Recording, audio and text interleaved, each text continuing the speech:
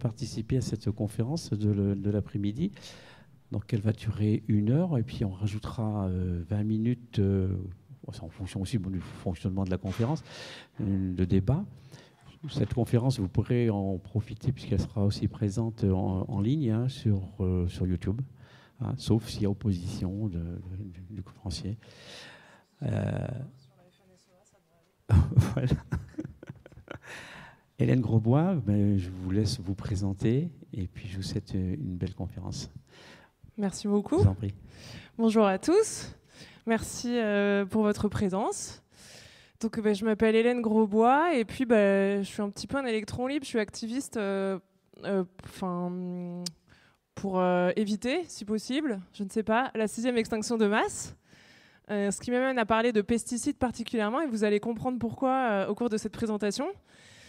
Moi, avant, je travaillais dans la finance, les méchants.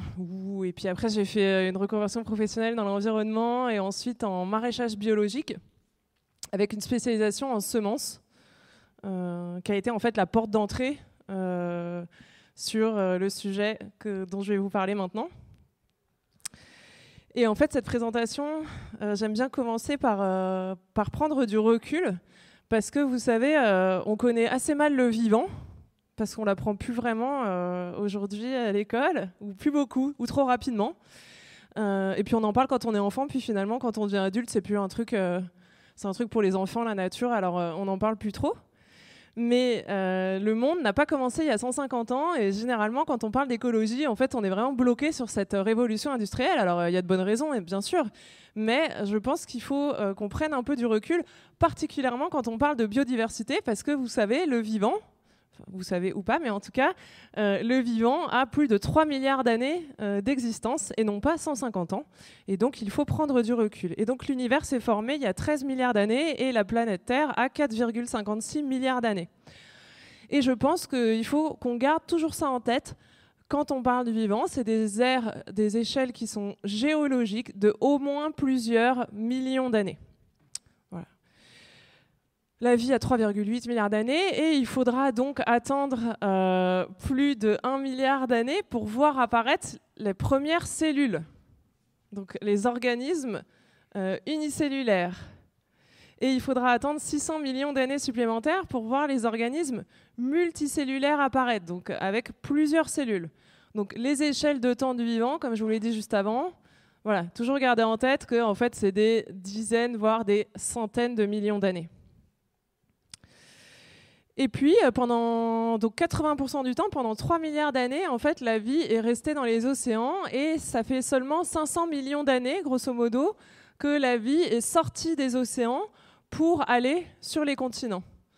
Donc ça fait très peu de temps que la vie a colonisé les continents et les premiers arbres, que sont Archaeopteris et les leptidodendrons, je ne sais pas si vous voyez, sont apparus il y a 450 millions d'années.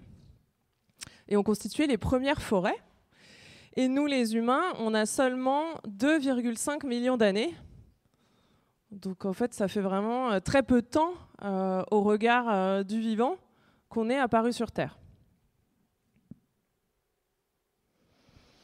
Donc, pendant tout ce temps, le climat a varié. Et vous savez, on a souvent tendance à séparer biodiversité et climat, ce qui, en fait, est une erreur fondamentale. Les deux sont intimement liés. Et on reconstitue extrêmement bien le climat, notamment depuis 500 millions d'années, puisque c'est depuis que la vie est sur les continents. Et donc on carotte le sol et on analyse le sol, ce qui nous permet de déduire très facilement la température planétaire. Et ce que vous pouvez voir sur ce graphique, donc c'est la température. Je suis vraiment devant, en fait. Il faut me dire si vous voyez rien et que je vous gêne. Je vais me mettre sur le côté, ce sera mieux.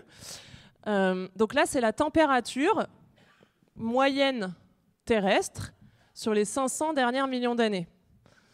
Donc, la température, elle arrive de la Terre boule de feu, on appelle ça. La Terre était vraiment, vraiment brûlante. Et puis, il y a eu l'apparition de la photosynthèse il y a donc 3,5 milliards d'années, qui est constamment à l'œuvre. Depuis, en fait, c'est le plus grand effet climatique, la photosynthèse sur Terre, qui a refroidi fortement le climat, au point de le faire baisser dramatiquement, de passer de 32 degrés de moyenne à 15 degrés de moyenne, donc quelque chose de très froid, divisé par 2 la température moyenne planétaire, notamment par la photosynthèse. ce qui a provoqué la première grande extinction de masse. Et donc, la vie peut provoquer sa propre extinction.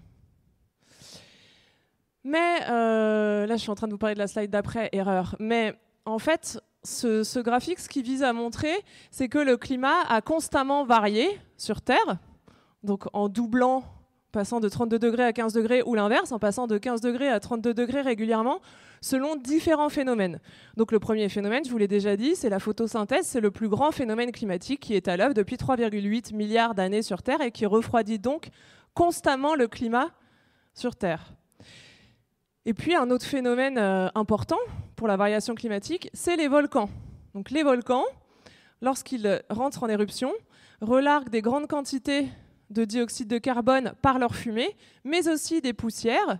Et ces poussières bloquent une partie du rayonnement solaire, ce qui a un effet refroidissant. Donc ils sont à la fois réchauffants avec les fumées qui contiennent du dioxyde de carbone, qui est un gaz à effet de serre, et à la fois refroidissants puisqu'ils bloquent le rayonnement terrestre. Mais au global, les volcans sont principalement réchauffants. Et donc à chaque fois qu'en fait il y a un réchauffement important, donc là il y a un effondrement de la photosynthèse, donc il y a un arrêt du refroidissement. Et puis quand il y a des réchauffements importants, en fait on sait que c'est les volcans. Parce que le troisième phénomène qui a grandement fait varier le climat sur Terre, c'est les météorites, donc, qui sont quand même le phénomène de changement de climat le plus connu dans l'histoire de la Terre. Et les météorites, ils ont un effet refroidissant très important pour les mêmes raisons que les volcans, parce que les poussières des météorites bloquent le rayonnement solaire et provoquent un refroidissement très important. Donc ça, c'est les trois grands... Oui, tout à fait. Donc ça, c'est les trois grands phénomènes qui font varier le climat sur Terre. Voilà. Oui, donc ce qui est la ligne pointillée, c'est ce qu'on appelle la fever line, qui se situe autour de 18 degrés. Et en fait, au-dessus de cette fever line, il n'y a plus de glace du tout sur Terre, il n'y a plus de pôles, il n'y a plus de glaciers. Et en dessous de cette fever line, il y a des glaciers, il y a des pôles. Et donc à l'échelle du vivant, on est plutôt dans une période froide, puisqu'on est aujourd'hui à 15 degrés de moyenne. Par exemple, les mammifères, là c'est l'apparition des mammifères, le 4. Donc, vous voyez, les mammifères, ils sont apparus sur une planète beaucoup plus chaude qu'aujourd'hui. Maintenant, ce réchauffement qu'on connaît actuellement est bien évidemment lié à l'activité humaine et va poser de gros problèmes, surtout pour les humains et la technosphère qui est très rigide, qui n'a pas été pensée pour s'adapter au climat. Bon, en plus, on est devenu sédentaire, donc là, vraiment, ça va poser des problèmes très importants. Donc, c'est ce que j'avais commencé à dire tout à l'heure, et c'est pour ça que je me suis arrêtée. Mais ces changements de climat qui ont parfois été créés par la vie elle-même, donc c'est quand même aussi important d'avoir ça en tête. La vie, en refroidissant en permanence le climat, impacte sa propre existence. Mais il y a eu donc 5 grandes extinctions, on considère, parce qu'en fait il y en a eu plus que ça, mais c'était avant que la vie arrive sur les continents. Et comme avant que la vie arrive sur les continents, en fait elle était extrêmement réduite, on parle principalement des 5 grandes extinctions depuis les 500 derniers millions d'années. Alors qu'est-ce que c'est qu'une grande extinction ? Une grande extinction, c'est quand plus de la moitié des lignées vivantes, donc c'est encore plus important que les espèces, c'est une échelle supérieure dans l'arbre du vivant, disparaissent. Et disparaissent en un temps très court à l'échelle du vivant, c'est-à-dire sur des échelles de 1 million d'années. Donc ce que font les paléontologues, en fait, c'est qu'ils regardent comment est le taux d'apparition et de disparition des espèces sur des échelles de temps d'1 million d'années. Et quand on a un taux de disparition de 50%, on considère que c'est une grande extinction de masse. Donc ça, c'est arrivé 5 fois au cours des 500 derniers millions d'années. Et on sait qu'on est rentré dans une dynamique de grande extinction de masse depuis environ une quarantaine d'années. Et on a des taux d'extinction aujourd'hui qui sont jusqu'à 10 000 fois supérieurs aux taux d'extinction normaux. D'accord ? Donc c'est extrêmement important. C'est de loin l'extinction la plus rapide depuis les 500 derniers millions d'années. Parce que là, on est sur une échelle de seulement 40 ans, et non pas plusieurs centaines de milliers d'années, voire millions d'années. Donc, exactement. Donc on va essayer de comprendre pourquoi, mais avant, on va quand même rapidement voir ce qu'est le vivant. Donc ce que vous voyez sur cette slide, c'est l'arbre du vivant. Ça, c'est la façon qu'on a de représenter le vivant. Donc, je ne sais pas si vous voyez bien. Bon, peu importe. Mais le vivant est riche. On considère qu'il y a entre 8 et 20 millions d'espèces. Et en fait, aujourd'hui, on n'en a référencé que 2 millions. Donc vous voyez, il reste encore beaucoup de travail. Si vous voulez devenir naturaliste, écologue ou océanographe, allez-y, parce que en fait, avec la rapidité avec laquelle les espèces disparaissent, si ça se trouve, on n'aura même jamais le temps de toutes les référencer. On estime qu'il y a 400 000 espèces de plantes et des centaines de millions de variétés. Donc ce qui se situe à gauche, vous voyez pas très bien, j'ai l'impression que c'est pas très net, mais ce qui est en violet, c'est les archéobactéries, et en bleu, c'est les eubactéries. Les archéobactéries ne sont en fait pas du tout plus anciennes que les eubactéries, mais c'est une erreur, parce que la biologie est une science très récente. Mais c'est des bactéries qui sont en réalité extrêmement différentes entre elles, qui constituent ce qu'on appelle les prokaryotes, qui sont donc tous unicellulaires, et qui sont à mettre au regard des eucaryotes. Et d'ailleurs, les archéobactéries et les eubactéries sont aussi différentes entre elles que sont les prokaryotes différents des eucaryotes. Les eucaryotes sont donc des des organismes à cellules avec un noyau, alors que les prokaryotes, chez les bactéries, il n'y a pas de noyau. Et donc, il y a à la fois des organismes unicellulaires et des organismes multicellulaires. Donc, 85% de la biomasse planétaire sont en fait des eucaryotes, c'est-à-dire des organismes avec un noyau. Et nous, on se situe quelque part par là, mais on n'est pas représenté ici parce que, en fait, on pèse rien dans l'arbre du vivant, même si on est en train de tout exterminer. Voilà, donc le vivant, il est arborescent, c'est pour ça qu'on le représente sous la forme d'un arbre et non pas d'une pyramide. Donc ça veut dire que le vivant, il part dans tous les sens, il est buissonnant, il est chaotique, il est hasardeux. On ne sait pas pourquoi le vivant évolue ou il mute. D'accord ? Donc il est non prédictible, c'est très important. Et le vivant, surtout, comme on est dans une civilisation judéo-chrétienne, on a tendance à se faire une image quand on pense à la nature. Bon, déjà, c'est toujours dissocié de nous. Il y a nous et la nature, alors qu'en fait, on fait partie de la nature. Et on a tendance à se faire une espèce d'image figée d'un espèce de jardin d'Éden merveilleux dans lequel l'homme n'aurait rien touché. Sauf que ce n'est pas une image, le vivant. Et il ne s'agit pas de le conserver, il s'agit de perpétuer cet équilibre dynamique, ce cycle perpétuel d'apparition et de disparition des espèces. Le vivant est un équilibre dynamique. Ce n'est pas une photo figée. Et donc, il est important de préserver cette dynamique. Et si vous voulez, en tuant tout, on est en train de casser cette dynamique.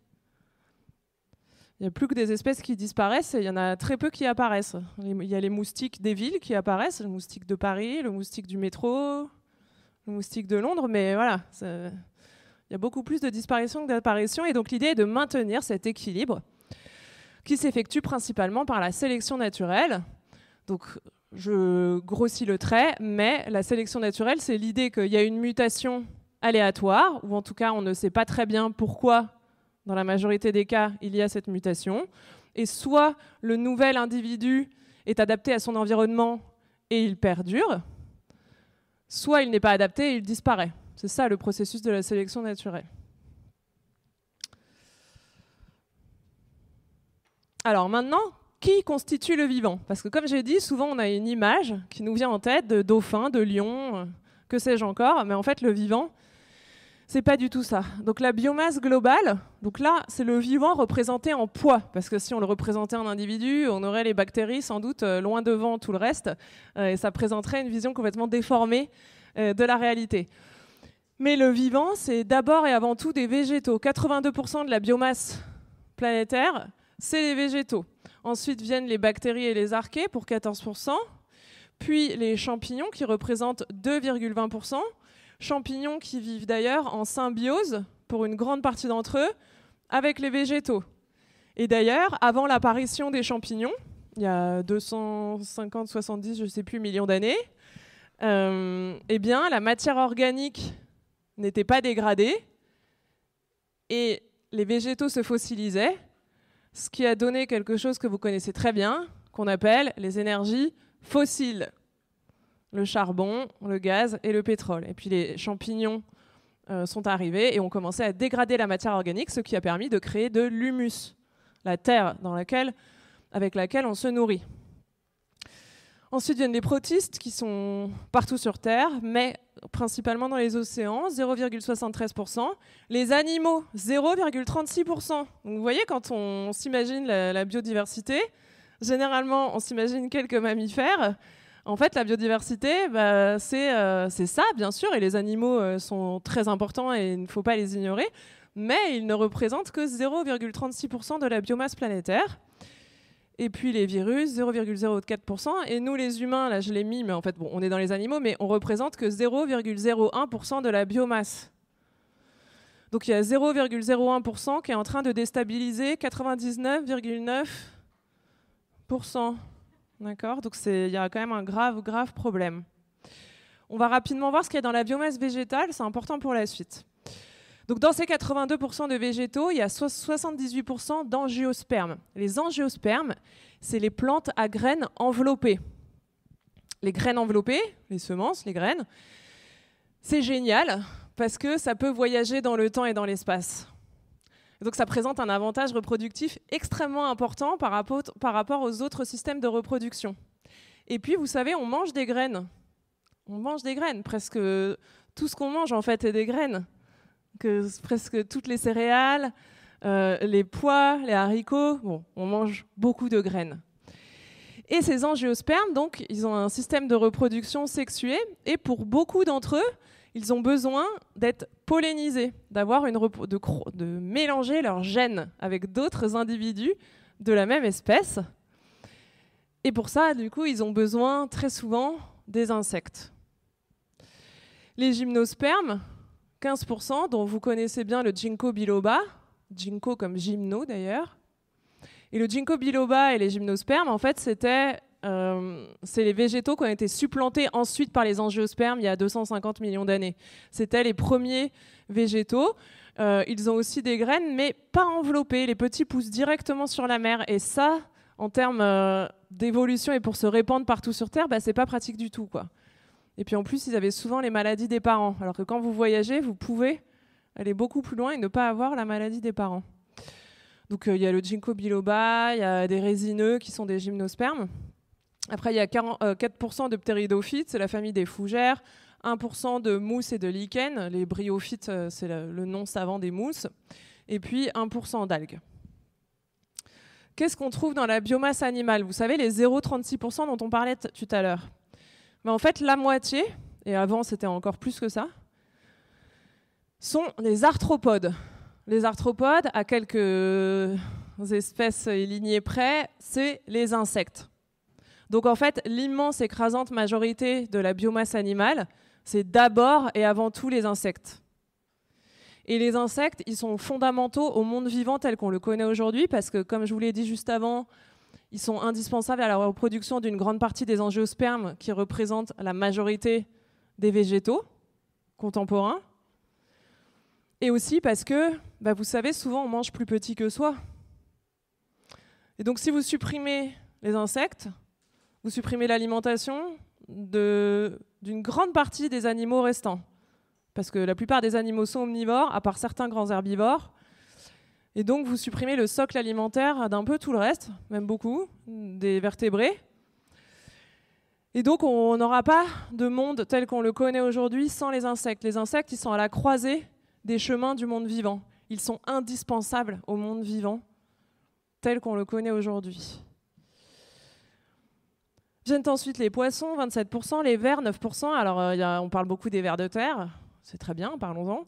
Mais là, en l'occurrence, c'est principalement des vers nématodes qu'on retrouve partout sur Terre, de votre corps jusqu'au fin fond des océans. Ils vont de quelques millimètres à plusieurs mètres de long, les nématodes. Les mollusques, 8%. Le bétail, l'élevage, aujourd'hui, représente 4% de la biomasse animale. C'est assez énorme. Les mammifères, cette fameuse image de la biodiversité, c'est seulement 0,30% de 0,36%. Donc en fait, ça fait moins de 0,1%. Vous voyez comme on a une image complètement difforme de la biodiversité, en fait. Et puis les oiseaux, 0,07%. Bon, après, c'est de l'anthropocentrisme. Hein. On se représente les mammifères parce qu'on est des mammifères et c'est pas facile de se sortir de sa condition humaine. Mais voilà, la biomasse marine représente 1% de la biomasse globale. Donc c'est pas grand-chose, mais c'est comme les animaux, c'est pas pour ça que c'est pas important. Et dedans, on retrouve principalement des protistes, qui sont des petits organismes, des bactéries, 26%, là encore des arthropodes, 15%, les poissons, 11%, les végétaux, 6%, les champignons et les mollusques. Voilà, donc j'espère que vous avez une meilleure vision de ce qu'est la biodiversité, en tout cas qui constitue la biodiversité planétaire. Et puis il y a quelque chose qui a longtemps été ignoré en fait par la science, à juste titre, à la fois pour des raisons culturelles, c'est les sols. Pour les raisons culturelles, c'est parce que les sols, c'est les enfers, c'est sale, c'est là où on met les morts. Bref, on n'avait pas trop une bonne image des sols. Et puis il y a aussi des biais techniques. Mais il y a aussi et surtout des biais techniques, c'est que les sols, c'est de la microbiologie. Et donc, si vous voulez savoir ce qui se passe dans les sols, il vous faut quand même des outils technologiques puissants pour pouvoir analyser la vie des sols. Mais on sait aujourd'hui que les sols, c'est 28% de la biomasse terrestre. Donc, c'est quand même assez important.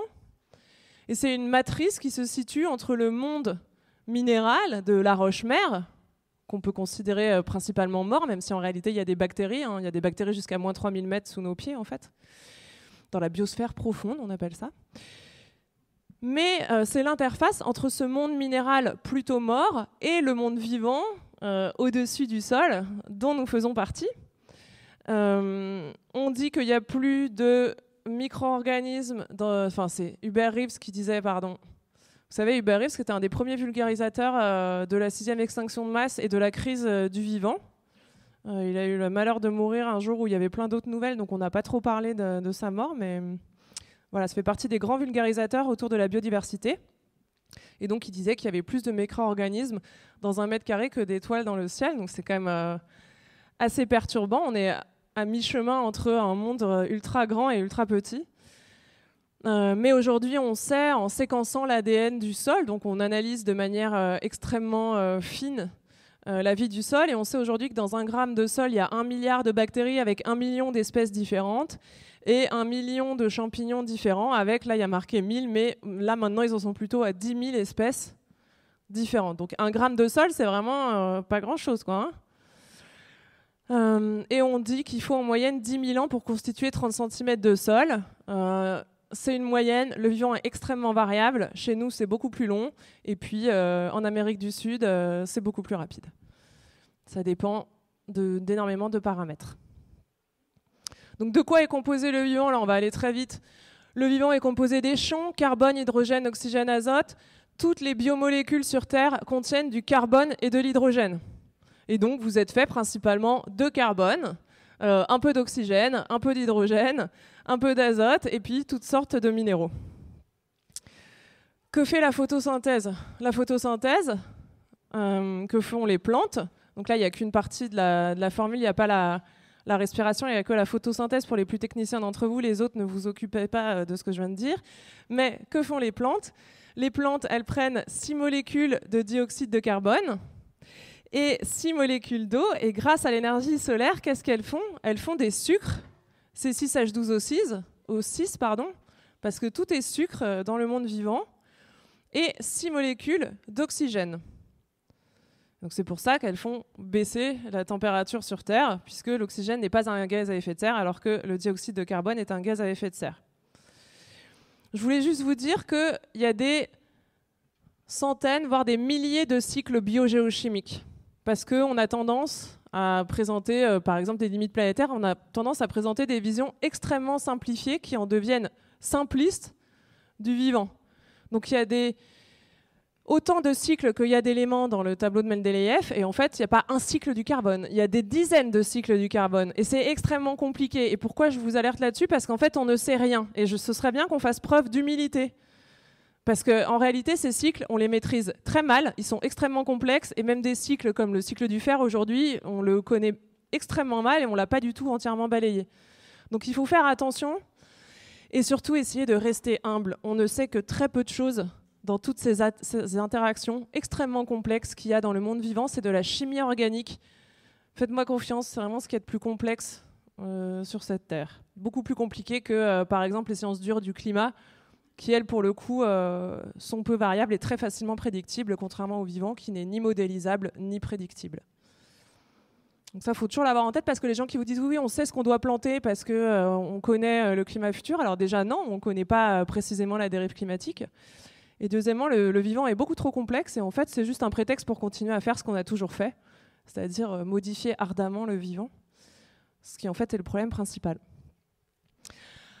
Alors, donc vous savez, on a vu que le climat a très fortement varié au cours des 500 dernières milliers d'années, selon les trois grands paramètres que sont les volcans, les météorites et la photosynthèse. Et puis, le climat, sur des cycles très courts, il varie peu. Alors, à l'échelle de l'homme, ça paraît beaucoup, mais il varie de 5 degrés, mais par rapport à ce que je vous ai montré avant, c'est peu. Selon les cycles de Milankovitch, vous savez, c'est la position de la Terre dans le système solaire par rapport au Soleil. Ce qui fait qu'il y a des variations sur des cycles de 40 000 ans, avec des glaciations et des réchauffements perpétuels, on ne peut pas vraiment dire ça, mais voilà, depuis 800 000 ans, grosso modo. Et donc, vous savez ou pas, mais il y a 15 000 ans, c'était la dernière glaciation en Europe, où c'était gelé jusqu'au sud de l'Europe. Et puis, donc, ça a gentiment dégelé. Et puis, quand ça a dégelé, eh bien, il y a eu les premiers genévriers, les premiers bouleaux et les premiers pins qui se sont installés en Europe. Puis, il y a 10 000 ans, les premiers noisetiers, chênes, ormes, qu'est-ce qu'il y a d'autre, tilleuls et frênes. Voilà. Il y a 8000 ans, donc on avait principalement en Europe de la forêt partout, à part dans quelques zones spécifiques comme en Ukraine où il y avait des plaines, mais l'Europe, elle est principalement forestière. Donc l'Europe, c'était des forêts principalement constituées de chênes pédonculés, qu'on appelle donc des chênaies mixtes, voilà, avec donc un petit peu de genévrier, d'orne, etc., les essences précédemment citées, mais c'est quand même le chêne pédonculé qui domine. Et puis les hêtres, eux, sont apparus il y a seulement 6000 ans et les charmes il y a seulement 2700 ans. Et donc vous voyez, à la fin de la dernière glaciation, en Europe, la biodiversité, en réalité, elle était extrêmement réduite. Il y a une quinzaine d'essences. Et en fait, la biodiversité qu'on connaît aujourd'hui, c'est l'homme. C'est nous qui avons ramené toutes les espèces, bon, déjà tout ce qu'on mange, principalement, parce que là, il n'y a pas grand-chose à manger, quoi, hein, sauf si vous mangez des glands de chêne. Ça va être un peu difficile. C'est Jules César, d'ailleurs, qui a ramené le châtaignier au moment de la guerre des Gaules, en France, qu'il avait découvert en Iran, et qu'il a eu le bon goût de ramener ici. Puis c'est beaucoup les Chinois, hein, les routes entre la Chine et l'Europe, en fait, en moins 7500, étaient déjà ouvertes, et on a presque tout ramené, en fait, d'Orient et du Moyen-Orient. Je ne sais pas si vous savez, mais presque tous nos fruitiers, en fait, viennent d'Asie. Presque tout ce qu'on mange vient d'Asie. Et il y a un peu des légumes qui viennent d'Amérique du Sud. Et puis, il y a... j'ai pas entendu ce que vous avez dit, mais bon. Les oléagineux qui viennent principalement d'Iran, avec le châtaignier aussi. Mais donc, à la fin de la dernière glaciation, la biodiversité en Europe était extrêmement réduite. Et c'est nous, grâce à l'agriculture, qui avons créé une biodiversité extrêmement importante. Donc, qu'est-ce qui a fait qu'on a modifié très fortement notre environnement? Donc, effectivement, il y a eu le feu il y a 400 000 ans, mais c'est donc principalement l'agriculture, il y a 12 000 ans, qui a fait qu'on a modifié de manière très importante la biodiversité en ramenant énormément d'espèces d'ailleurs pour se nourrir, et puis parce qu'on a déforesté de manière très importante pour faire de l'agriculture. Alors, ce n'est pas que pour faire de l'agriculture, c'était aussi, là encore, pour des raisons culturelles, notamment. et pas que, aussi pour des raisons économiques et politiques, mais on s'est mis à défricher comme des fous partout en Europe au Moyen-Âge, particulièrement entre le 9e et le 13e siècle.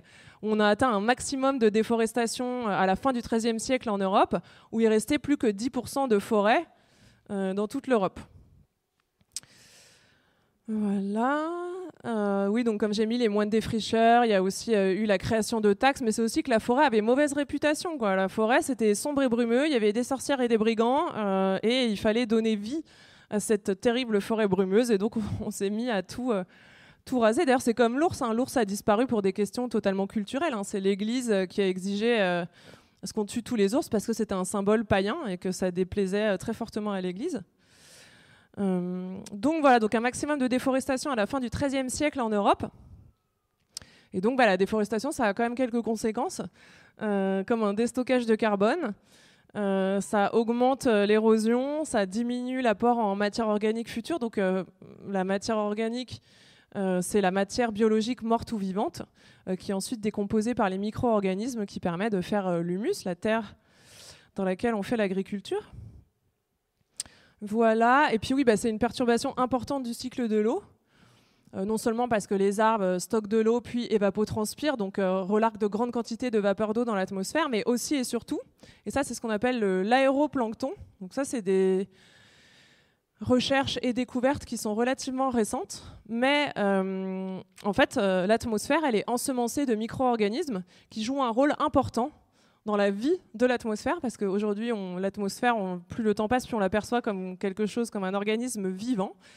Et donc, dans l'atmosphère, il y a des champignons, il y a des bactéries, et il y a notamment une bactérie qu'on appelle Pseudomonas stringae, qui est émise par les arbres et qui est aussi présente naturellement dans l'atmosphère. Et en fait, cette bactérie, elle joue un rôle essentiel pour la constitution des pluies, parce que lorsqu'elle est présente en grande quantité dans l'atmosphère, donc notamment quand les arbres en injectent de grandes quantités dans l'atmosphère, ça permet à l'eau de geler au-dessus de 0 degré. Donc en fait, ça favorise énormément les pluies. Et donc quand il n'y a plus cette bactérie, on a remarqué que les pluies se formaient beaucoup moins facilement. Donc voilà, c'est l'aéroplancton. C'est très intéressant.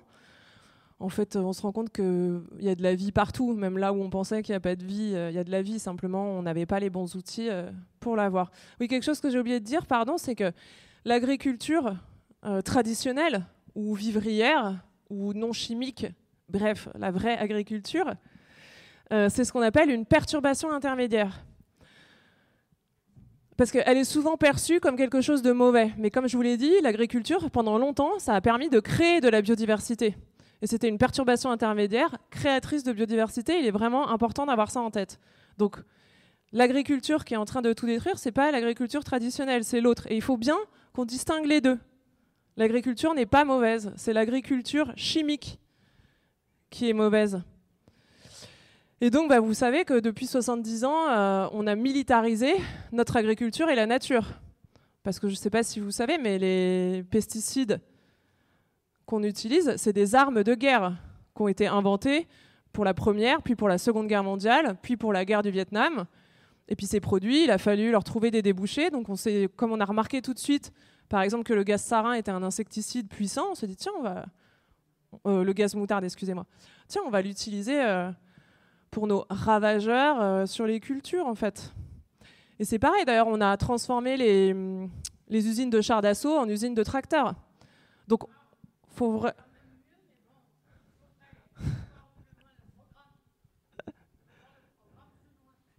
c'est sûr. Mais en tout cas, on a militarisé la nature et on a militarisé l'agriculture. Parce que l'agriculture aujourd'hui, c'est le gros de la nature. 54% de notre territoire, c'est de la surface agricole. Donc le problème écologique, c'est d'abord et avant tout un problème agricole. Et je pense qu'on ne le dit pas assez. On a même tendance à oublier ce problème. Donc voilà, 54% de notre territoire, c'est de l'agriculture. 38%, c'est les espaces privés et publics, forêts, rivières, montagnes, etc. Et il y a 8% des sols qui sont artificialisés, qui sont imperméabilisés. Donc on a militarisé la nature à un point tout à fait dramatique, puisque aujourd'hui, il y a presque plus que 20 espèces qui représentent plus de 90% des cultures. Donc on a simplifié à l'extrême la nature et le monde. Et en fait, cette simplification, c'est elle qui entraîne les ravageurs et les pathogènes. Parce qu'en fait, les ravageurs et les pathogènes, ils sont pas méchants. Leur rôle dans les écosystèmes, c'est de rétablir l'équilibre. Donc la présence des ravageurs et des pathogènes sont en fait un signal d'alarme sur le fait que l'écosystème est en extrêmement mauvaise santé. Donc plus vous faites de la monoculture, plus vous allez avoir de problèmes. C'est mécanique. Et donc la monoculture et cette simplification, elle s'est accompagnée forcément des pesticides. On a créé des semences génétiquement appauvries pour qu'il n'y ait aucune variabilité génétique dans notre production, c'est-à-dire que les légumes soient tous identiques les uns aux autres. Cet appauvrissement génétique rend les plantes encore plus sensibles aux maladies. C'est pareil, c'est que si nous on était tous des clones et qu'on avait été sensibles au Covid, on serait tous morts. Mais c'est notre grande variabilité génétique qui fait qu'on n'est pas tous morts du coronavirus. Et vous comprenez l'importance de la variabilité génétique. Donc c'est des plantes dégénérées qui en plus sont en monoculture ou même en grande culture et qui donc vont créer des ravageurs et auront donc besoin de pesticides. Les pesticides, en fait, la grande différence avec les autres problèmes écologiques, c'est qu'ils ont été créés pour tuer le vivant. Et comme ils ont été créés pour tuer le vivant, ils sont d'une toxicité qui n'est nullement comparable à l'intégralité des autres problèmes écologiques. Et je pèse mes mots.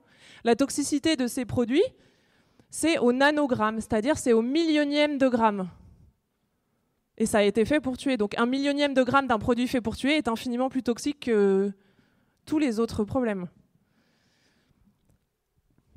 Donc en France, c'était les chiffres 2021, mais entre-temps on a eu les chiffres 2022, enfin, avec beaucoup de retard.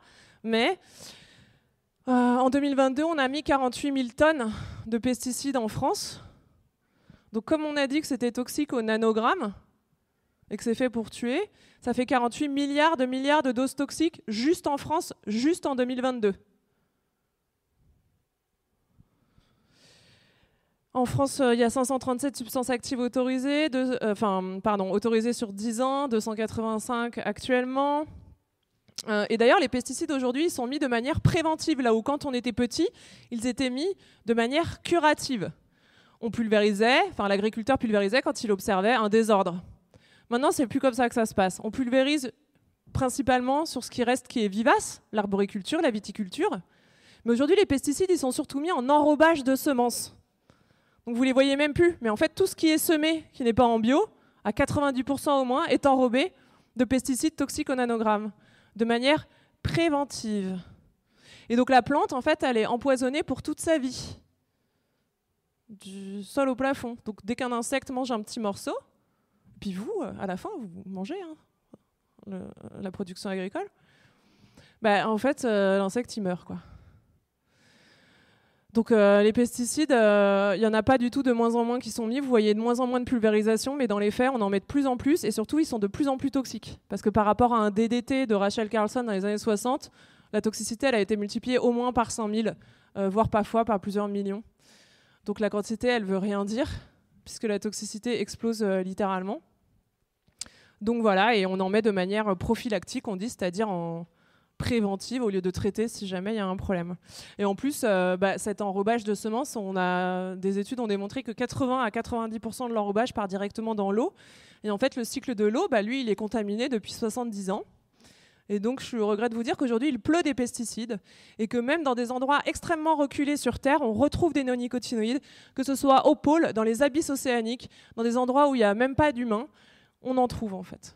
Donc c'est l'intégralité de la biosphère qui est très massivement contaminée par ces produits ultra toxiques créés pour tuer, qui sont aussi des perturbateurs endocriniens. Voilà, et quand j'ai récupéré, je mets cet exemple là de la cypermétrine, mais quand j'ai récupéré, parce que j'ai récupéré les fichiers d'achat-vente de pesticides en France, et donc j'ai pris au hasard un produit qui s'appelle la cypermétrine, pouf, comme ça, qui représentait 1% du total en 2021. Et la toxicité de ces produits, on l'exprime avec la LD50, la Little Dose 50. Et en face, ça vous dit 0,2 nanogrammes, par exemple. En fait, ça veut dire qu'à 0,2 nanogrammes, 50% de la population testée, en général des rats ou bien des abeilles pour les insecticides, est morte. Et donc j'ai multiplié la toxicité de la cypermétrine, là, du 1% en 2021.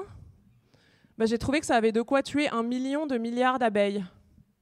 Pour vous essayer de vous représenter ce dont on parle. Mais sur Terre, on estime qu'il y a 10 millions de milliards d'abeilles. Donc juste 1%, juste en 2021, juste en France, c'est 1/10 des abeilles planétaires. Donc là, on parle de choses qui sont d'une toxicité, ça dépasse ce que le cerveau humain peut concevoir. Il faut vraiment essayer de bien appréhender la toxicité dont on parle. C'est très difficile. Oui, et cette jolie photo-là, bah, c'est ça les semences enrobées là, dont je vous parlais. Vous voyez, c'est joli, hein, c'est ça qu'aujourd'hui sèment les agriculteurs. Demandez-leur, allez voir les sachets de semences sur les fermes.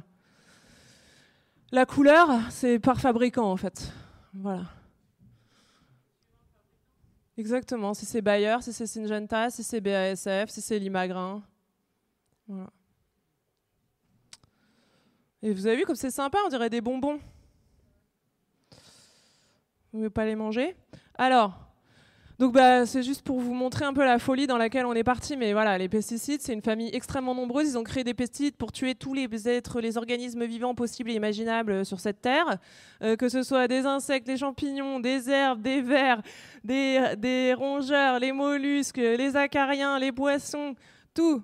Puis comme ça, c'est du marketing, quoi. Parce qu'en fait, on va le voir ensuite, mais c'est toxique pour tout, en fait. Hein. Ça ne peut pas être toxique que pour un seul organisme, contrairement à ce qu'ils essayent de faire croire. Oui, il y a même les retardateurs de croissance. Par exemple, chez moi, dans le Morvan, vous savez, c'est là qu'on fait les sapins de Noël. Comme les sapins de Noël, il faut qu'ils soient bien petits, bien touffus, parce que sinon, les gens, ils les aiment pas, ils les trouvent moches. On met des retardateurs de croissance pour qu'ils soient bien trapus et bien touffus. Puis après, on se demande pourquoi les enfants ont des problèmes.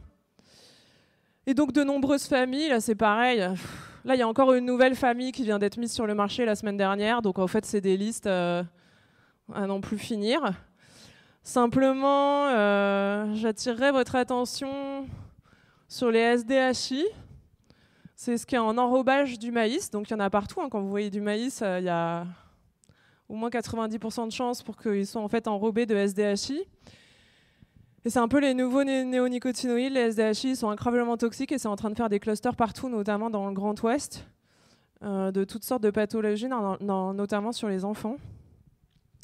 Donc ce serait bien... Bon, il faut tout interdire, bien sûr, parce qu'on n'en a pas besoin, parce que de l'agriculture biologique, ça fait 12 000 ans qu'on en fait, hein, donc on devrait pouvoir s'en sortir. Mais alors, comment ça marche ?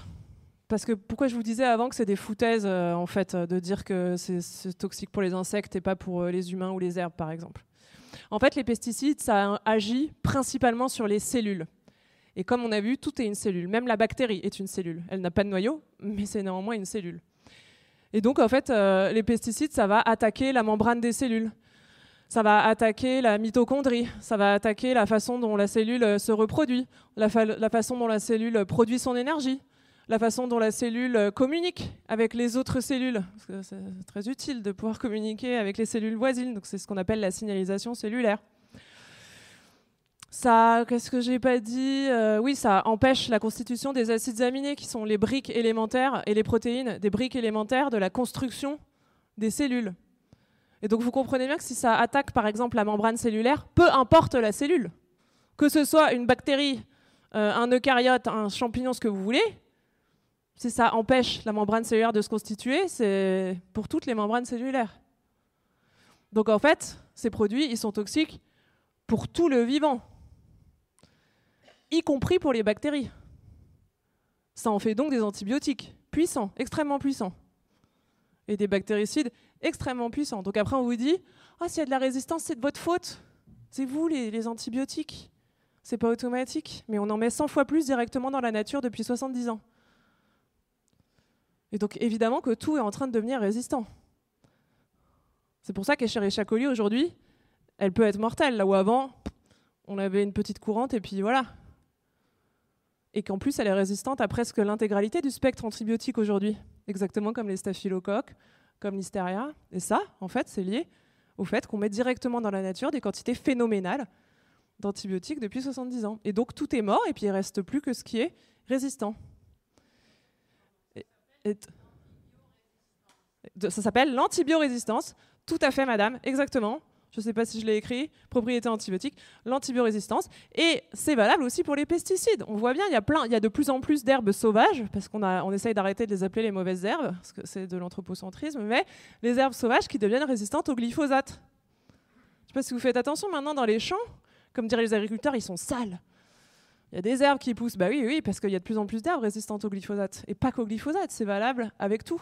Et donc, qu'est-ce qu'on fait ? La solution très simple, on met encore plus de produits, avec encore plus de modes d'action et de principes actifs différents, puisque ça marche de moins en moins bien. Et donc, il reste dans la nature que ce qui est résistant aux pesticides. C'est le cas du moustique tigre. On vous dit que c'est le réchauffement, mais en fait, le moustique tigre, il est résistant aux pérétrinoïdes, la plus grande famille d'insecticides. Et puis, il n'a plus de prédateurs, donc il est tranquille, quoi. Il fait sa petite vie, comme il faut. Il y a plein de trucs comme ça qu'on attribue au réchauffement, en fait, qui ne sont pas du tout liés au réchauffement, mais qui sont comme le fait que nos forêts vont très mal, c'est parce qu'on fait de la sylviculture intensive, monoespèce, et donc ça induit des ravageurs, et donc elles se font grignoter, et donc elles meurent. Bien sûr que le réchauffement n'améliore pas les choses, c'est une évidence, mais ce n'est pas du tout la racine du problème. Donc voilà, donc tout ça pour vous dire que les modes d'action, ça agit sur des choses vraiment élémentaires du vivant, des principes fondamentaux de la vie, du fonctionnement cellulaire. Et donc forcément, c'est toxique pour tout le monde, vous y compris, nos enfants, l'intégralité du vivant. Et ces produits ne disparaissent pas, ils s'accumulent dans l'environnement. Ils ne disparaissent pas dans l'univers ou je ne sais où. Et il y en a qui sont d'une stabilité chimique de plusieurs millénaires. Donc ça va rester comme ça pour certains produits pour plusieurs millénaires. Donc il est vraiment important d'arrêter le plus rapidement possible. Donc voilà, là c'est juste pour vous montrer, mais de toute façon, je crois que c'est trop petit et que c'est un peu flou, alors je ne suis pas sûre que vous voyez grand-chose. Mais c'est juste qu'en haut, c'est classé en toxicité, et que donc là, c'est 15 ans de pesticides, c'est de 2007 à 2021, donc c'est 15 années cumulées, et si on convertit la toxicité en équivalent humain avec un humain de 65 kg, en fait, on a mis en France de quoi tuer 17 896 millions d'humains. Donc on met des quantités, mais qui sont phénoménales. Et comme c'est toxique au millionième de grammes, forcément, ça va très vite, le compteur. D'accord ? Et donc, en fait, si on regarde en quantité, on a notre glyphosate, notre bien connu glyphosate, qui est le premier. Vous voyez, il représente 16% du total sur les 15 ans en France. Mais dès lors qu'on regarde en toxicité, en fait, il tombe à la 7e place, malgré le fait qu'on en met des quantités phénoménales. Vous voyez, on en met 115 millions de tonnes, alors que le suivant, c'est 42. Donc bon. Mais tout ça pour vous dire qu'en fait, les produits, ils sont extrêmement, extrêmement toxiques et qu'on en met des quantités absolument énormes. Donc forcément, ça ne va pas. Ça, là, c'est une étude qui a été faite par les fabricants eux-mêmes, par, vous voyez, Bayer, Dow, Syngenta, FCM, Adama, les plus grands fabricants de pesticides dans le monde. On fait cette étude parce qu'il a été question au niveau européen, parce que font nos organismes de régulation et de protection quand même. Il a été question d'évaluer la toxicité chronique, parce qu'en fait, on évalue la toxicité, la LD50, c'est on vient mettre une goutte sur le rat ou une goutte sur l'abeille. Mais vous et moi, on est exposés, et le vivant, de manière générale, même si la surface agricole, c'est 54% en France, c'est 30% dans le monde, est exposé de manière chronique, puisque vous mangez 3 fois par jour depuis votre naissance, et même dans le ventre de votre mère, vous mangez déjà ce que votre mère elle-même mangeait. Et donc, on est exposé de manière chronique. Et en fait, on s'est rendu compte que ces produits sont plus toxiques à faible dose qu'à haute dose. C'est pas de bol.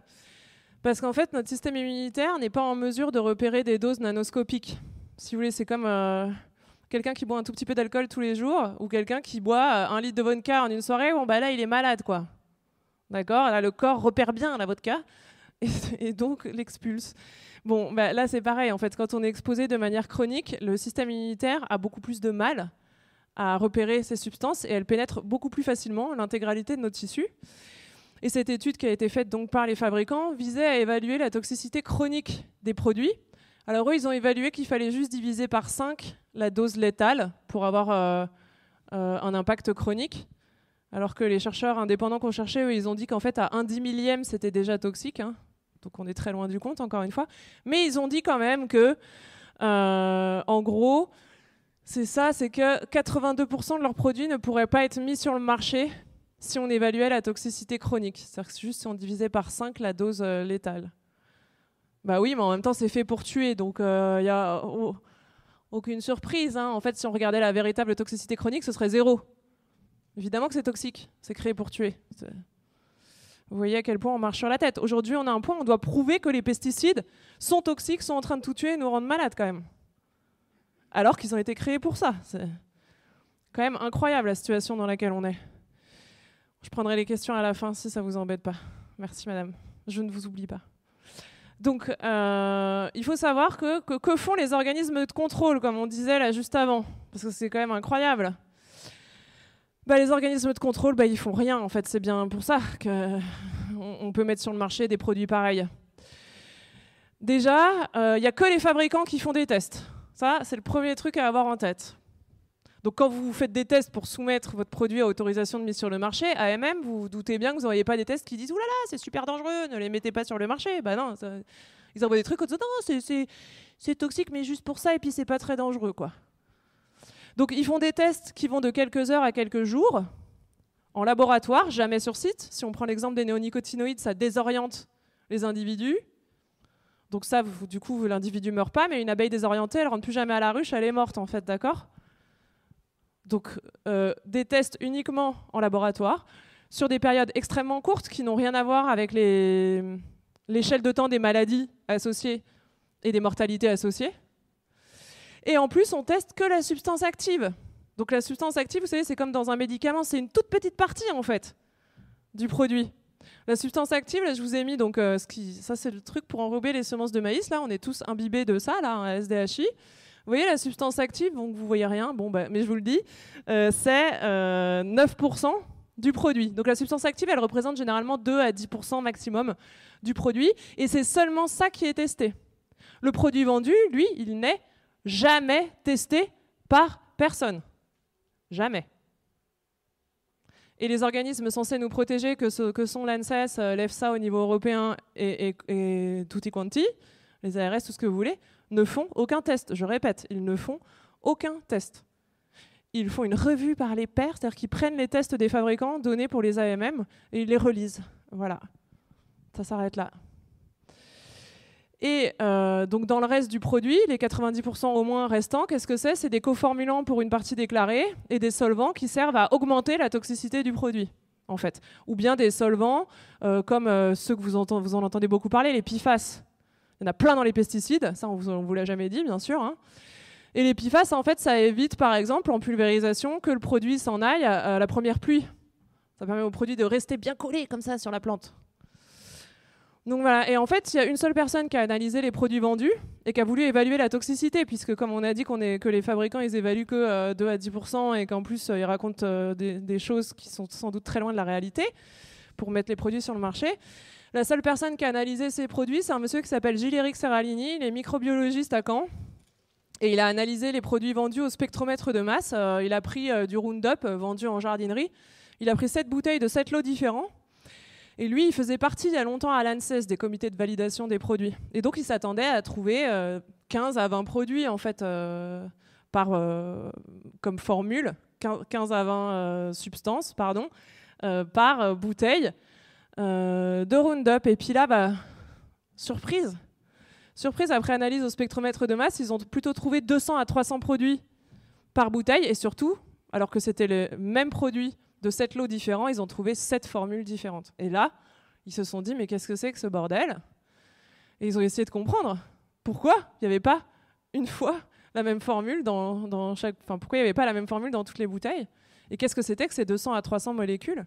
Ce qu'ils ont trouvé, en fait, c'est que c'était principalement des métaux lourds, donc comme j'ai dû le mettre, de l'arsenic, du mercure et des résidus de pétrole brûlé. Et en fait, ils en ont déduit que ce n'étaient pas les mêmes formules parce qu'en fait, c'était les poubelles de la pétrochimie. Donc vous vous doutez bien que ce monsieur, Gilles-Éric Serralini, a eu énormément de problèmes. Il vient de gagner un procès contre Monsanto, d'ailleurs. Bravo. Mais d'ailleurs, son papier a été dépublié, puis il l'a fait republier, ce qui montre la robustesse de son travail. Mais voilà, il n'y a qu'une seule personne en fait, qui a analysé les produits vendus à l'heure où on se parle sur cette terre. Ce qui est quand même incroyablement grave et anormal. Et un autre truc que je voulais vous dire aussi, voilà, c'est que c'est un processus de mise sur le marché qui n'a rien de démocratique. Parce qu'il n'y a pas longtemps, on a dit la France a voté. Et je suis sûre que vous avez tous imaginé que c'était les élus, les députés français au Parlement européen qui ont voté pour la réautorisation du glyphosate. Eh bien, que nenni, pas du tout. En fait, les processus d'autorisation de mise sur le marché, ça passe jamais par le Parlement. Jamais. Jamais. Il n'y a aucun processus démocratique. C'est dans des comités qui se trouvent au sein de la Commission européenne, qu'on appelle les SCOPAF. C'est les comités sur la plant food, les plantes, la nourriture et la santé. Donc, ils sont des comités au sein de la Commission. Il n'y a aucun élu dans ces comités d'aucune sorte. D'accord ? Il n'y a aucun représentant du peuple. Il y a des gens de la Commission. Et au sein des SCOPAF, il y a un représentant par pays dont l'identité est tenue secrète. Donc, on n'a pas la moindre idée de qui siège dans ces comités. Le peu qu'on connaît, notamment par exemple, pendant longtemps, la dame qui représentait l'Angleterre était une ancienne salariée de chez Syngenta. C'est un petit peu problématique, hein. C'est le leader mondial des pesticides aujourd'hui, Syngenta. Il est passé devant Bayer il n'y a pas très longtemps. Mais voilà, donc en fait, ce processus, il n'a rien de démocratique, hein. Les autorisations de mise sur le marché, quand on dit qu'on vote, c'est des représentants dont on ne connaît pas l'identité au sein des SCOPAF. D'accord ? C'est jamais des élus ou quoi. Et donc, les conséquences, elles sont très importantes. Elles sont très importantes. Notamment, cette étude est fondamentale, l'étude qui est en haut à gauche. C'est une étude qui a été publiée donc, en 2017 et qui a fait grand bruit dans la communauté scientifique, notamment des biologistes. Et c'est pour ça que je vous la présente. Parce que cette étude, elle a été menée dans les zones protégées allemandes, donc dans les forêts de feuillus. Et vous savez, jusqu'à ce qu'il y ait cette étude, et l'IPBES continue de le dire, hein, le GIEC de la biodiversité, on pensait que la principale cause de l'extinction de la biodiversité, c'était la déforestation. Puis là, cette étude sort, et on se rend compte que dans les forêts de feuillus allemandes, les zones protégées allemandes, il y a une baisse de 78% de la biomasse d'insectes sur les 30 dernières années. Et donc là, il y a quand même des gens qui se sont dit, d'accord, donc qu'est-ce qui se passe ? Qu'est-ce qui se passe ? Parce qu'on pensait que l'effondrement de la biodiversité, c'était la déforestation. Or, dans nos forêts, il y a un effondrement massif de la biodiversité. Et c'est là que des gens ont commencé à se dire, ok, donc le problème vient d'ailleurs. Puis en même temps, il n'y a pas besoin d'être un génie pour se dire que des produits faits pour tuer sont en train de tout tuer. À un moment, il y a quand même des gens qui ont percuté, quoi.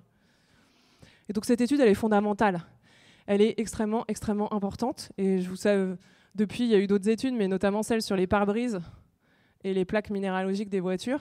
Donc toutes ces études, elles sont sorties en même temps, en 2017, 2018, 2019. Et vous voyez bien que sur les pare-brises, il n'y a plus d'insectes. Et c'est partout, en fait, y compris dans les forêts. Et donc, en fait, c'est dû à l'empoisonnement massif de la biosphère par les pesticides. Et donc, la conséquence, c'est que tout le reste suit, en fait, cet empoisonnement généralisé, comme je vous ai dit, puisque les insectes sont le socle du monde vivant tel qu'on le connaît aujourd'hui, à la fois pour la reproduction des végétaux, mais aussi pour les chaînes trophiques, les chaînes alimentaires des autres animaux que sont les vertébrés. Et donc, il y a un effondrement global de toute la biomasse sauvage. Et puis, forcément, on a aussi des impacts sur la santé qui sont extrêmement importants. Alors, pareil, hein, qui sont dénoncés en fait depuis pratiquement le départ par certaines personnes. Mais il a quand même fallu du temps, parce que pendant longtemps, les arguments qui ont été donnés, c'est que s'il y avait de plus en plus de cancers, c'est parce qu'on vieillissait, c'est parce qu'on fume, c'est parce qu'on boit. Alors, c'est vrai, en partie, mais par contre, on arrive à un niveau en fait, où on a un doublement des taux d'incidence. Donc les taux d'incidence, c'est pas en valeur absolue, c'est le pourcentage de la population qui déclare un cancer. Un doublement des taux d'incidence du cancer sur les 30 dernières années, sachant que sur les années précédentes, parce que comme il y a un peu une omerta, je suis sympathique, autour de ce sujet, quand on vous met dans les rapports une augmentation de 2,5% par an, il faut avoir en tête que sur 30 ans, ça fait un doublement. Quand à chaque fois on reprend sur les 30 dernières années, en fait, il faudrait qu'on commence à regarder depuis l'après-guerre pour avoir des chiffres pertinents. Mais vous comprenez, ils remettent sans arrêt la base à zéro parce que les chiffres sont vraiment affolants. Surtout quand on sait qu'en réalité, les causes historiques que sont le tabac et l'alcool ont été divisées par 2,5 en 50 ans. Donc comment ça se fait qu'il y a un doublement des taux d'incidence de cancer alors que les causes historiques, elles, ont drastiquement diminué? Et en plus, ce qui est venu parachever, là je fais dans le désordre, mais c'est pas très grave, c'est les enfants. C'est qu'aujourd'hui, la deuxième cause de mortalité en France chez les enfants, c'est le cancer. Donc il serait temps de se réveiller, parce que les enfants, ils sont pas vieux, ils boivent pas, ils fument pas, et ils sont pas obèses. Donc à un moment, qu'est-ce qui se passe ? Qu'est-ce qui se passe ? Les causes historiques qu'on nous assène sans arrêt, elles tiennent plus du tout en fait. Pardon. Et elles tiennent plus du tout. Et ce graphe, en fait, il repose sur 2 rapports de l'INSERM qui s'appellent pesticides, impact sur la santé, quelque chose comme ça. Excusez-moi, j'ai oublié les titres exacts, mais allez les voir. Il y a un rapport de 2013 et un rapport de 2021. Dedans, ils expliquent très bien. Donc c'est l'INSERM là. Là, c'est plus des écolos avec des plumes dans les cheveux en Sarwell, quoi. Donc à un moment, c'est pareil. Il faut ouvrir les yeux. Il est temps d'ouvrir les yeux. Voilà, bon, et j'ai parlé des cancers, mais de toute façon, là, je ne sais pas si vous voyez, mais en fait, il y a une cohorte de maladies qui est phénoménale. Et ça, c'est bien montré dans les rapports de l'INSERM, mais en fait, il y a plus de 300 pathologies. C'est une liste qui ne fait que s'allonger tout le temps, d'accord ? Qui est mouvante. Donc, en fait, je ne pourrais même pas vous faire une liste parce que ça change toutes les semaines. Mais le nombre de pathologies liées aux pesticides est absolument phénoménal. C'est une très grande partie de toutes les nouvelles maladies dont on entend parler, d'accord ? Et je vais attirer votre attention sur 2 points dans cette liste absolument terrible. Mais, système reproductif, on a un taux de fertilité qui a été divisé par 2, moins 54% en 45 ans. Donc il y a des gens qui ont peur de l'effondrement, je ne sais pas quoi, de l'extinction, etc. Oui, oui. En fait, vu que c'est, encore une fois, exponentiel, hein, vous savez, dans le vivant, c'est rarement linéaire. Donc en fait, dans 30 ans, on est tous stériles. Donc oui, c'est de ça dont il faudrait peut-être avoir peur, avant d'avoir peur de la fin du pétrole ou que sais-je encore. Donc on va tous devenir stériles, hein, chez les femmes aussi, hein, adénomiose, endométriose, fausse couche, syndrome polykystique. Regardez, chez les jeunes de 20 ans, combien de femmes ont de l'adénomiose et de l'endométriose ? C'est phénoménal en fait, c'est phénoménal. Et puis, très important, le cerveau. Parce que oui, ça rend malade, mais ça rend aussi notre cerveau malade. Et c'est pareil ça. Ça, c'est su depuis le départ. Ça fait s'effondrer le QI, notamment depuis 1990, les produits les plus toxiques de dernière génération qui sont en enrobage de semences. Mais c'est aussi lié à tous les 10, dyslexiques, dyspraxiques, dyscalculiques, 10, je ne sais même plus tellement il y en a, sans arrêt, des nouveaux aussi d'ailleurs. Et moi, j'ai plein de parents qui me contactent et qui disent « Je vois bien que mon gamin, il y a un problème, là où moi, j'avais même pas besoin de réfléchir pour faire des calculs. Là, je vois que ça ne percute pas, il y a quelque chose qui ne va pas. » Oui, ça ne va pas, oui, ils sont empoisonnés en fait. Et il y a aussi tous les syndromes HA, TDHA, spectre autistique. Tout ça, c'est très bien décrit dans les rapports de l'INSERM et par Barbara Domenech, je ne sais pas si vous connaissez, chercheuse au Muséum, pointure mondiale sur les perturbateurs endocriniens. Elle a eu plein de médailles au CNRS. Elle a écrit plein de livres qui expliquaient déjà il y a 20 ans par A plus B qu'on allait tous devenir complètement débiles en fait avec ces produits. Donc c'est encore une fois pas du tout une surprise quoi. Donc non seulement ça nous rend malades, mais demain on va être tous débiles et stériles. D'accord ? Donc on fait comment ? Et c'est... Voilà, ça. Exactement, donc ça aide pas, vous comprenez l'accumulation de problèmes là. Donc on a la PMA, vous savez, on l'a pas vu sur les animaux d'élevage, bah bien sûr on insémine, aucun problème. Puis maintenant on fait de la PMA, mais en fait tout le vivant a ce taux de fertilité qui s'est effondré. D'accord ? Donc les insectes, les animaux sauvages, mais personne ne mesure, tout le monde s'en fout des animaux sauvages. Il y a 2-3 vagues études sur les chiens, qui a priori ne sont pas des animaux sauvages. Mais voilà, et ça va rester longtemps, comme on a dit avant. La stabilité et la persistance de ces produits, c'est des décennies, voire des millénaires, et parfois des échelles géologiques. Donc il est urgentissime, vraiment j'insiste, qu'on arrête. Et en fait cette bataille, c'est la mère de toutes les luttes. D'accord ? Et à ce rythme, on aura tout exterminé, mais alors largement avant que le climat ne s'en charge. Largement avant. Donc il est vraiment temps de s'occuper des problèmes dans l'ordre et de faire de ce problème notre cause principale. Moi, je ne suis pas spécialisée en pesticides, loin de là. C'est qu'en analysant correctement les choses, je me suis rendu compte que 80% au moins du problème écologique, C'était ça, en fait. Et qu'on fait tout pour oublier ce problème. Alors, je vais vous expliquer ensuite comment on fait pour ne pas en parler au bon niveau. Mais voilà, donc les enfants, je vous ai dit, catastrophe totale.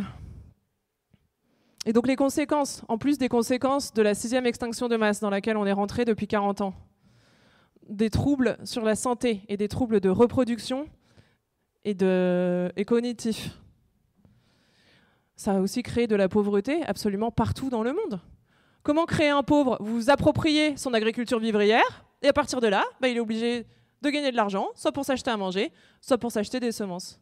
Et donc en s'appropriant l'alimentation et l'agriculture des gens, vous créez des pauvres partout sur Terre, y compris chez nous, et là on l'a bien vu avec la guerre en Ukraine, hein, le fait que notre agriculture repose sur les pesticides et les engrais azotés de synthèse. On a vu le prix de l'agriculture chimique, de la nourriture chimique exploser littéralement. Et on continue de créer des pauvres. Et on appauvrit non seulement les citoyens partout sur Terre, mais aussi les agriculteurs. Massivement. Les agriculteurs qui, rappelons-le, sont les premiers exposés à ces produits. Ce qui joue aussi sur leur morale et leur santé. De manière très importante. Et je trouve qu'on le voit bien quand on va sur les exploitations chimiques versus les exploitations en bio. C'est pas la même tête, ni la même ambiance. Voilà, bon. Donc en gros, l'idée, c'était quand même de remettre l'agriculture intensive au centre. Aujourd'hui, le cœur des problèmes écologiques divers et variés, c'est l'agriculture intensive. Vraiment de très très loin. C'est au moins 80% de la transition écologique facile. Et je suis sympa avec les 80%, mais l'immense partie de la déforestation dans le monde, c'est à cause de ça. La pêche, on la met dans l'agriculture.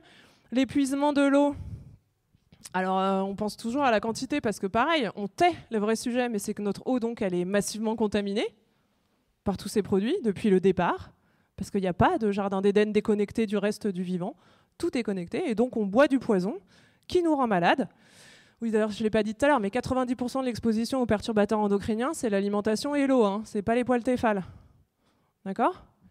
Donc il ne faut pas l'oublier. L'eau qu'on boit aujourd'hui, le vrai problème, ce n'est pas sa quantité. Évidemment que le réchauffement change la répartition dans le temps et dans l'espace. Mais n'oublions pas surtout qu'on boit du poison. Qu'aujourd'hui, le concept d'eau pas empoisonnée sur Terre, ça n'existe plus. Donc c'est quand même un énorme problème. L'agriculture intensive participe aussi au changement climatique. Hein. N'oublions pas que faire s'effondrer la biodiversité, c'est aussi modifier le climat. Parce qu'on parle sans arrêt des énergies fossiles, tout ça. Oui, bien sûr. Mais exterminer la biodiversité, ça a un impact climatique non négligeable. Le phytoplancton et les zooplanctons dans les océans qui produisent une grande partie de notre oxygène sont aussi empoisonnés par les pesticides. Largement. Il y a enfin des chercheurs à l'IFREMER qui travaillent sur ce sujet. La 6e extinction de masse, ça crée de la pauvreté, ça a des impacts sur la santé et la fertilité, et bien sûr la pollution.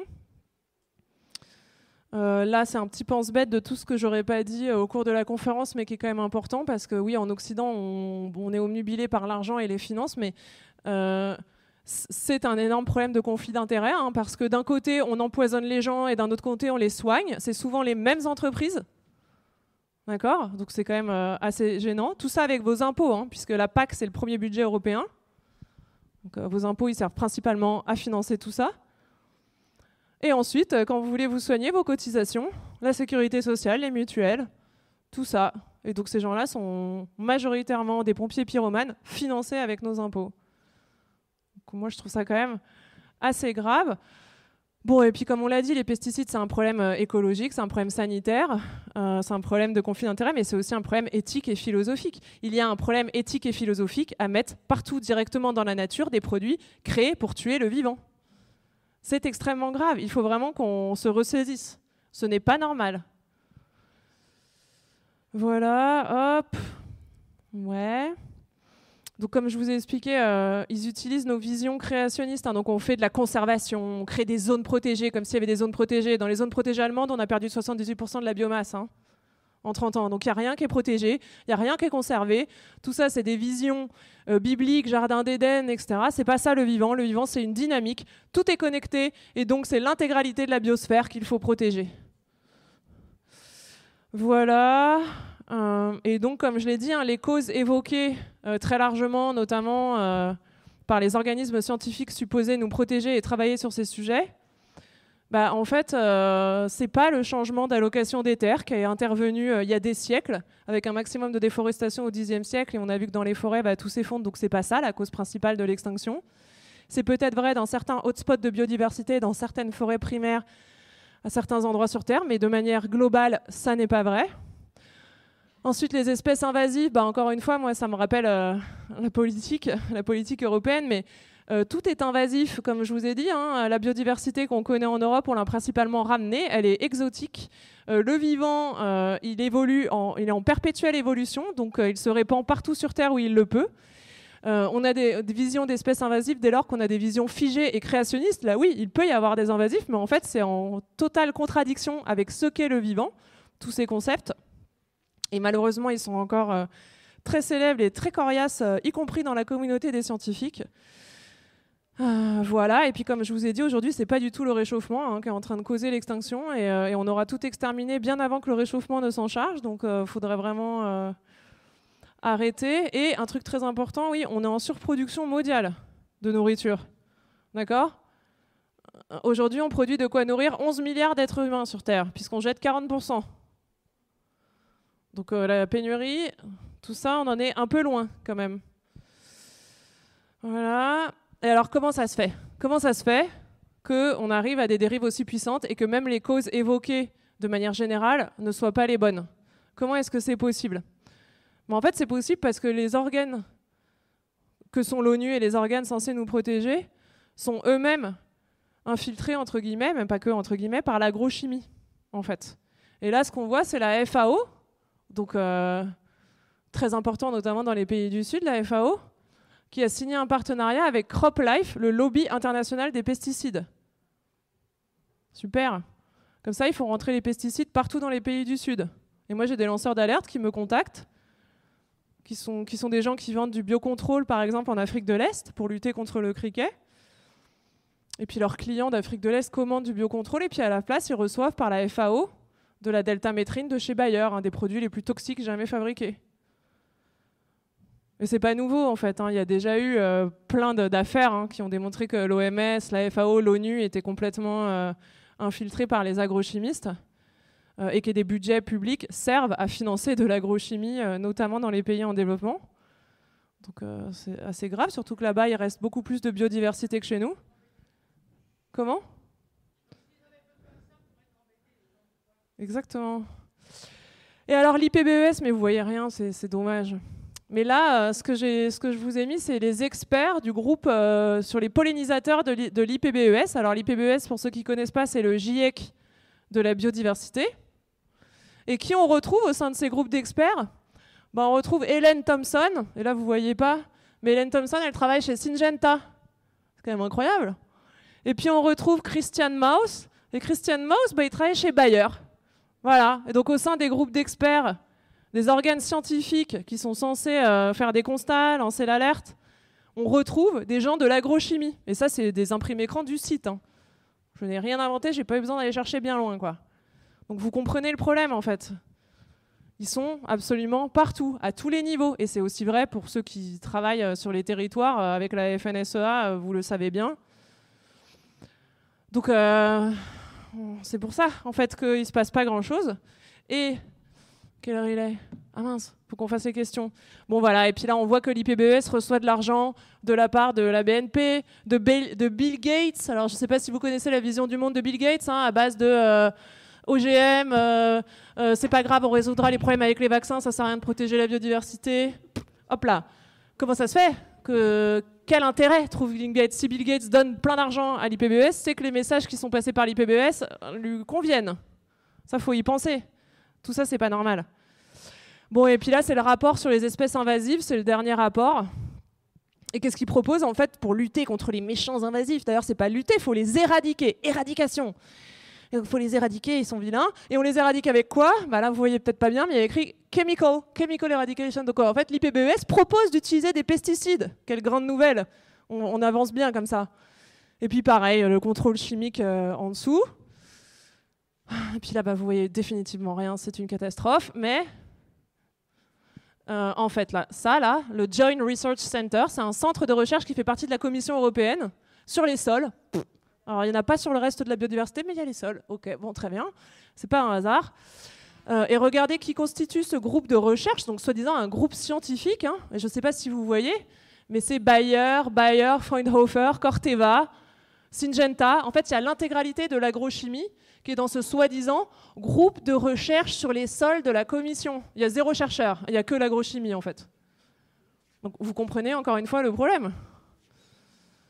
Donc voilà, et je suis en retard, donc je conclue vite. Bah là c'est que faut-il faire, mais ici j'ai l'impression que vous avez bien les idées alignées avec les actes, ce qui n'est pas le cas partout.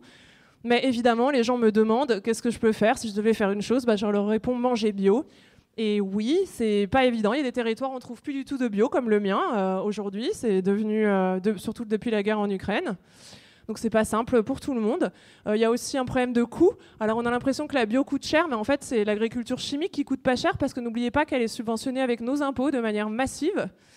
En cuisinant, en allant chez le petit producteur à côté de chez soi, on peut réussir à s'y retrouver et à faire que ça coûte pas trop cher. Voilà, et puis de manière professionnelle, je dirais que la priorité, ce serait pour nous tous d'essayer de faire sortir les agriculteurs de l'agrochimie par tous les moyens possibles. Et j'arrête là parce que je suis en retard et qu'il faut que je vous quitte à 15h30. Du coup, oui, parce voilà. que voilà, c'est que le prochain, après, il va dire ouais, j'ai moins de temps. Alors, merci. On va quand même prendre 2-3 questions. Hein. S'il y a des questions dans la salle. Oui, il y avait la dame au t-shirt vert qui avait levé la main il y a longtemps. Ouais.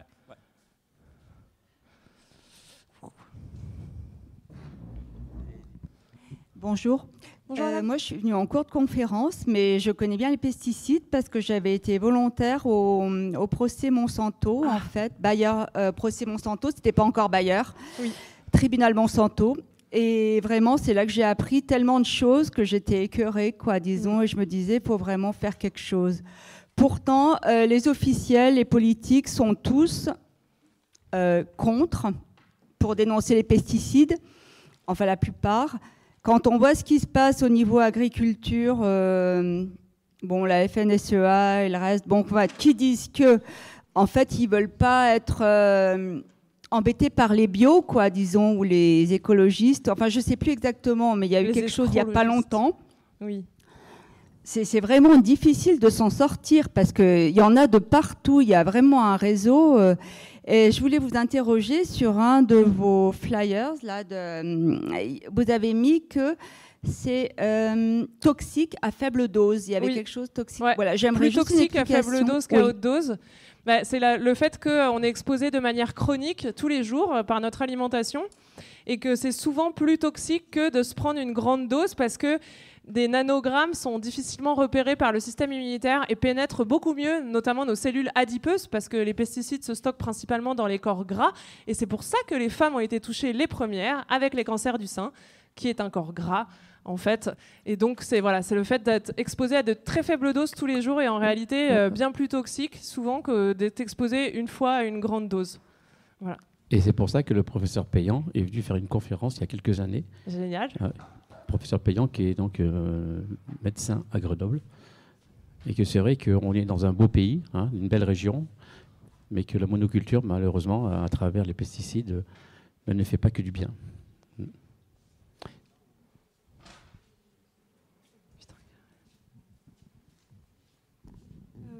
Moi, je veux bien que vous nous disiez où est-ce qu'on peut retrouver ces informations et est-ce que vous pourriez remettre la dernière page avec la conclusion parce que vous l'avez enlevée tellement vite que on n'a même pas pu avoir la suite. Excusez-moi. Pendant que vous répondez aux questions. Oui, mais sinon, vous pouvez envoyer vos questions à ce monsieur qui m'enverra les questions et je prendrai du temps pour échanger avec vous. Parce qu'aujourd'hui, je ne vais pas pouvoir rester. Et donc, je rebondis. Et si vous voulez en savoir un peu plus, vous venez sur le stand d'Espace Nature Isère avec une petite adhésion. Vous serez au courant de tous les éléments et vous serez encore plus acteur de ce que vous avez envie de vivre et de ce que vous avez envie de manger. Mais vraiment, sérieusement, voilà. Les conférences, parfois, bon, elles pourraient durer 2 heures, mais on a le devoir aussi de donner la parole à chaque conférencier. Mais, chère madame, oui, si vous voulez en savoir plus, bon, on mettra de toute façon la conférence, elle sera donc ouverte à tout le monde sur YouTube. Et vous nous contactez et on transmettra ces questions. C'est ça, et je vous ferai suivre la présentation, si vous voulez. Ça marche. Voilà. Alors encore une allez, on va dire 2 questions parce que c'est vrai que la prochaine conférence va bientôt commencer. Voilà, bonjour et bravo, franchement c'est génial votre présentation. Vous partez du début, le vivant, et vous allez jusqu'à la fin, la partie la plus courageuse. Vous êtes allé vraiment jusqu'au bout, moi je trouve ça génial, puis avec une énergie qui est communicative. Et franchement, ça fait du bien. On pense à Michel Rivasi quand on vous entend un petit peu. Voilà, malheureusement, qui nous a quittés. Et je voulais vous demander, vous l'avez peut-être dit, mais quelle est votre spécialité? Parce que je suis arrivée en retard. Alors moi, j'ai rien à voir avec tout ça. À l'origine, j'ai fait une école de commerce, j'ai travaillé dans la finance, et après, je suis partie travailler dans des ONG environnementales. Après, donc c'était ma première reconversion, finance, environnement, et deuxième reconversion, agriculture. J'ai fait une reconversion professionnelle en maraîchage biologique, avec une spécialisation en semences. Et c'est cette spécialisation semences qui m'a amenée aux hybrides F1, qui m'a amenée aux pesticides et à comprendre qu'en fait, c'était ça la cause principale de la crise environnementale. Voilà. Bravo, encore bravo. Et par rapport au SDHI, vous avez dit qu'ils avaient une toxicité particulière chez les enfants. J'aurais voulu savoir laquelle. C'est difficile pour l'instant de le dire, mais on pense que beaucoup de leucémies, a priori, tous ces clusters qu'il y aurait dans le Grand Ouest seraient liés au SDHI. Et comme d'habitude, on a un mal fou à le prouver de manière formelle parce que c'est très complexe, quoi. Et qu'il faudrait suivre ces enfants de leur naissance jusqu'à leur mort, savoir ce qu'ils mangent, tout analyser. Et c'est pas possible. Mais il y a un doute sur une toxicité donc hématologique particulièrement. Exactement, tout à fait. Merci. Je vous en prie.